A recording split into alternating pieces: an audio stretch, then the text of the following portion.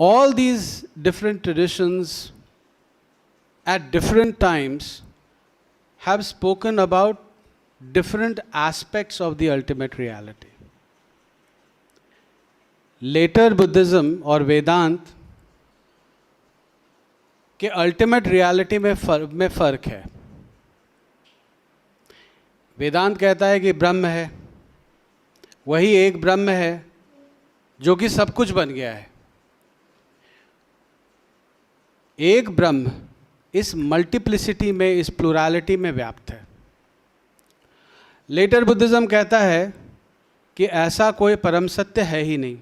मैं letter Buddhism जान के कह रहा हूँ, क्योंकि भगवान बुद्ध ने मेटाफिजिकल मैटर्स के बारे में कुछ भी नहीं कहा. उन्होंने चुप्पी साध ली थी इस विषय के बारे में. चुप्पी उन्होंने क्यों साधा? उन्होंने कहा कि तुम तर्क वितर्क करने लगोगे और जो मूल बात मैं बताना चाहता हूँ उसके बारे में भूल जाओगे. हम लोग वैसे भी काफ़ी दार्शनिक हैं, भारतीय लोग परंपरागत दार्शनिक हैं. तो अल्टीमेट रियलिटी के बारे में भगवान बुद्ध का क्या कथन था, इसके बारे में कोई नहीं जानता है. तो ये कहना कि भगवान बुद्ध ब्रह्म के बारे में बात नहीं कर रहे थे, यह असत्य है, यह सत्य नहीं है.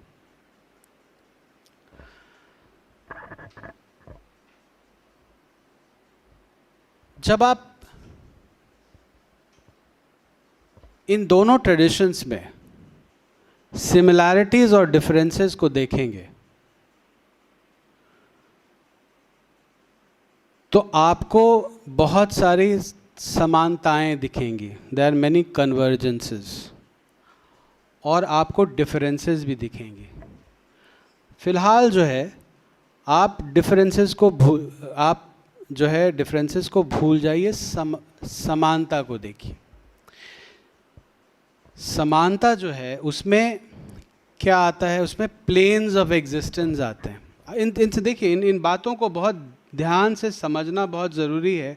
और इस समय इसलिए भी ज़रूरी है क्योंकि ये हमारे एजुकेशन का पार्ट नहीं रहा है. अब एक समय तक था, एक समय तक ये कॉमन नॉलेज था. और यही कारण है कि जिस विषय में आज मैं बात कर रहा हूँ, इस विषय के ज्ञाता आपको गांव में बहुत लोग मिल जाएंगे, यूनिवर्सिटी में आपको कम मिलेंगे.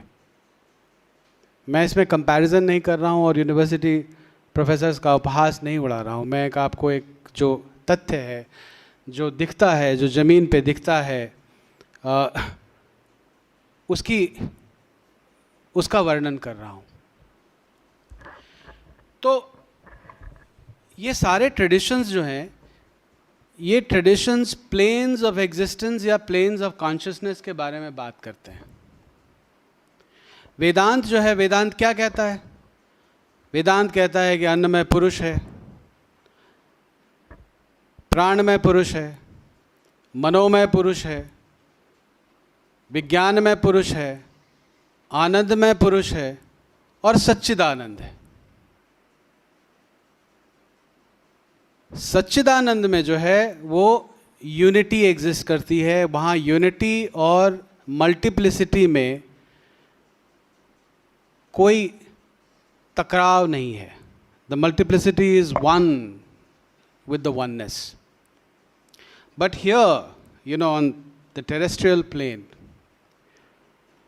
that oneness is manifesting in multiplicity, but the multiplicity does not understand or know experientially its oneness. वो भूल जाता है, वो उसका विस्मरण हो जाता है.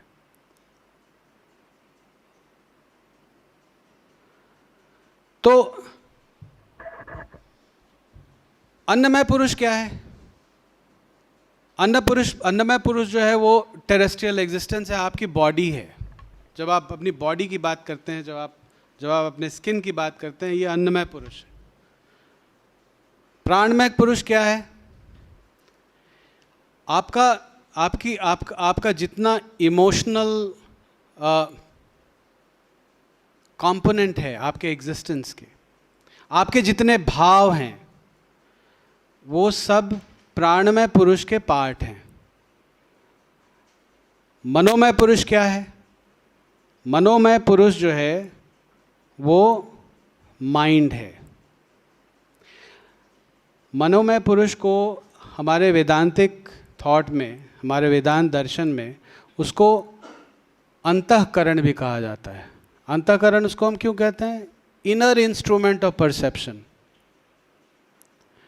जो हमारे सेंस ऑर्गन्स हैं, सेंस ऑर्गन्स हमारे आउटर इंस्ट्रूमेंट्स ऑफ परसेप्शन हैं। जो हमारा अंतःकरण है, जो हमारा माइंड है, वो इनर इंस्ट्रूमेंट ऑफ परसेप्शन है। और माइंड का, अंतःकरण का, उसका 4 पार्ट वेदांत बताता है। कहता है कि उसमें चित्त है, उसमें मनस है, उसमें बुद्धि है और उसमें अहंकार है। हमारा दर्शन एक और बात कहता है जिसके बारे में मैंने आपको पहले कहा कि परम सत्य को जानने के लिए या सत्य को जानने के लिए माइंड का, अंतःकरण का, उसके परे जाना जो है वो बहुत ज़रूरी है।